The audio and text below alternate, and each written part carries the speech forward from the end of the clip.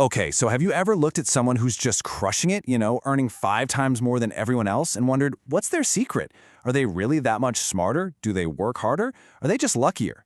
Well, according to David Schwartz's absolute classic, The Magic of Thinking Big, the answer is way simpler and honestly a lot more powerful than any of that. Let's dive right into this masterclass on achievement. So the book kicks off with this amazing story. Picture this, a big sales meeting. The vice president calls the top salesman, a guy named Harry, up onto the stage. And everyone's looking at him, and he's just a totally average guy. He's not 5 times smarter, he's not working 5 times harder, he doesn't have some secret amazing sales territory. So the question just hangs there in the room. What on earth is his secret? And boom, there it is. That's the entire heart of this book in one single sentence. Your success isn't really determined by the size of your brain, but by the size of your thinking. I mean, that's a huge idea, right? It totally shifts the focus from all the external stuff we can't control to the one thing we can, our own mindset. So, if that's the secret, then what's holding most of us back? Well, Schwartz argues that most people are suffering from what he calls the failure disease. It sounds pretty serious, and it is. He calls it a mind-deadening condition. But here's the good news. He says it's completely curable, and he gives it this very, very specific name. He calls it Excusitis. The disease of making excuses. It's that habit of explaining why we can't, or why we didn't, or why we aren't where we want to be. It's the alibi we create to make ourselves feel better about falling short. And Schwartz noticed something really profound. The more successful a person is, the fewer excuses they make. It's like they just don't do it. Now, what's wild about this is how much these probably sound familiar. I mean, we've all heard them, right? And let's be honest, maybe we've even used one or two ourselves. There's the "my health isn't good enough" excuse, the "I'm just not smart enough" excuse, the classic "I'm too old for that" or "I'm too young" excuse, and of course the all-time favorite, "it was just bad luck." Just being able to spot these is the very first step to getting rid of them for good. Okay, so if excusitis is the disease, what's the cure?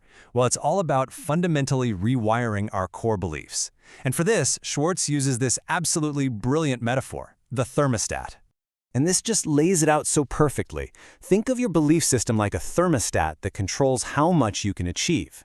If you set it low, if you truly believe you're worth little and you can't handle big things, then guess what? You'll get little in return.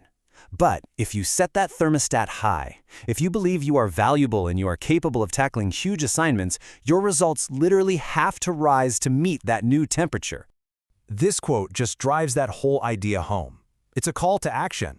It's telling you, hey, you are the one in control of the settings on that thermostat. It's not locked in place. You can make the conscious choice right now to adjust your thermostat forward. So, the big question is, how do we actually do that? Let's get into some practical tools you can start using today. The great thing about this book is that it's not just a bunch of theory. It's packed with real, actionable techniques. It's like a toolkit for rewiring your brain to think bigger. And it all starts with something as simple as the words you choose to use every day.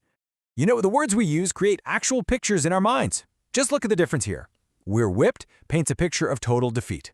But "let's keep trying" creates a picture of hope and possibility. Saying the market is saturated makes you feel like there's nothing left, but reframing it as, imagine 75% of the potential has been sold. Now that paints a picture of massive opportunity. It's simple. Big thinkers use big, positive, forward-looking language. Another huge practice for big thinkers is to constantly add value. First, you add value to things. Look at their potential, not just what they are right now. Second, you add value to people. You see the best in them, and by doing that, you actually help them become their best. And maybe most importantly, you have to add value to yourself. Just asking this one simple question every single day, what can I do today to make myself more valuable? That question alone puts you on a totally different path of constant growth. Okay, this slide right here is such a fantastic self-check. Just take a look and be honest with yourself. In any given situation, which column do you usually fall into? When you're talking to people, are you focusing on the negative or the positive? When you think about your goals, are you setting them low to be safe, or are you setting them high? When you make a mistake, do you beat yourself up over it, or do you learn from it and move on? This table is like a powerful mirror for our own thought patterns. So, as we start to wrap this all up, the book's central message really boils down to a very simple and kind of urgent truth about the time we've all been given. Schwartz pulls out this quote from Benjamin Disraeli, and honestly, it is the perfect summary of everything. Wasting our precious time and potential on petty thoughts, on small goals, on self-limiting excuses, it's just a tragedy. Thinking big isn't just some strategy to get rich, it's a whole philosophy for living a bigger, fuller, more meaningful life.